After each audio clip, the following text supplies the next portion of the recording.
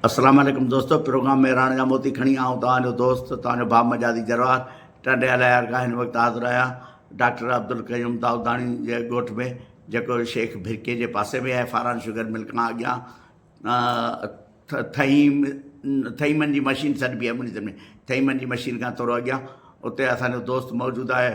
पुराणो शाइर आहे, सीनियर शाइर आहे, जंहिंसां तक़रीबन मुंहिंजो 30 सालनि खां पुराणो वास्तो आहे। तमामु बहितरीनु शाइर अदा नज़र सोलंगी नज़र सां हिन वक़्तु मौजूदु आहियूं। नज़र भाउ अस्सलाम वालेकुम। वालेकुम सलाम साईं, कहिड़ा हाल आहिनि? दुआ आहे सभु ख़ैर आहे, तव्हां ॿुधायो ख़ुशि आहियो? ख़ैर आहे? अल्हम्दुलिल्लाह।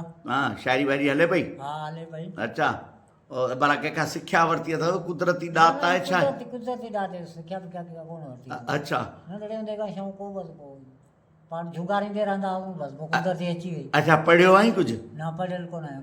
हिकिड़ो दर्जो बि न? हिकिड़ो दर्जो। पोइ एतिरी शाइरी तूं यादि करी, उन्हनि खे धुनूं ॾी, इहो कीअं करी? बसि कुदरती आया अचो वञनि, पोइ धुन ॻायो ॻाए पोइ हुनखे ठाहे छॾींदो आहियां। पोइ माना तुंहिंजो जेको मवादु आहे उहो जेको तोखे यादि आहे, तो यादि ॿियो माना जेको लिखियो विसरियो थो छुटो। हा उहो ओ अलाह नु जूणे जो चवंदा न, जेको माण्हू दिलि तां लथो थो छुटो।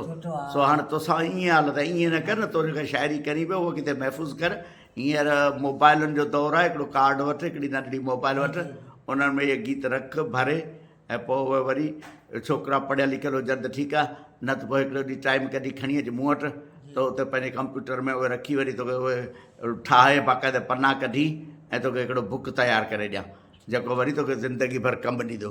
ऐं हिन वक़्तु असां सिर्फ़ु तव्हांजो हिकिड़ो इंटरव्यू करणु आया आहियूं, ऐं ॿियो तव्हांजो हिकिड़ो मशहूरु गीत आहे जेको हाणे माण्हू मुख़्तलिफ़ नालनि सां सोशल मीडिया ते पढ़ंदा आहिनि, तीअं असांजी शाइरी आहे।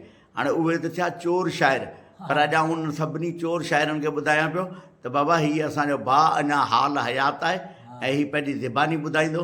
इहो तव्हां हिकिड़ो गीत लिखियो न जेको ज़मींदार ऐं हारी ते, इहो गीत असांखे थोरो ॿुधायो त दोस्तनि खे ख़बर पवे त उन गीत जो शाइर अदा नज़र अञा हाल हयात आहे, ऐं इहो असां चोर शाइरनि खे इहा शइ चोरी करणु कोन ॾींदासीं। इहो गीत असांखे ॿुधायो। असीं हारी अरड़ा कयूं कमायूं, असांखे हक़ न मिलंदो आहे। असीं हारी अरड़ा कयूं कमायूं, असांखे हक़ न मिलंदो आहे। अधे ॾे उथूं असर विल वञूं, असीं हारी अरड़ा कयूं कमायूं, असांखे हक़ न मिलंदो आहे। असीं हारी अरड़ा कयूं कमायूं, असांखे हक़ न मिलंदो आहे।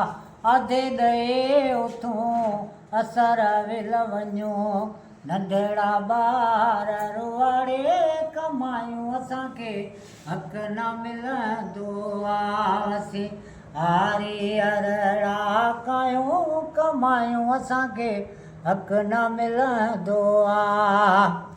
चारो आने मां चावसी खायूं, कीअं पंहिंजा पुट न्याणियूं पढ़ायूं, गुज़र में काबो आयूं कमायूं, असांखे हक़ न मिलंदो आहे। असीं हारी अरड़ा कयूं कमायूं, असांखे हक़ न मिलंदो आहे।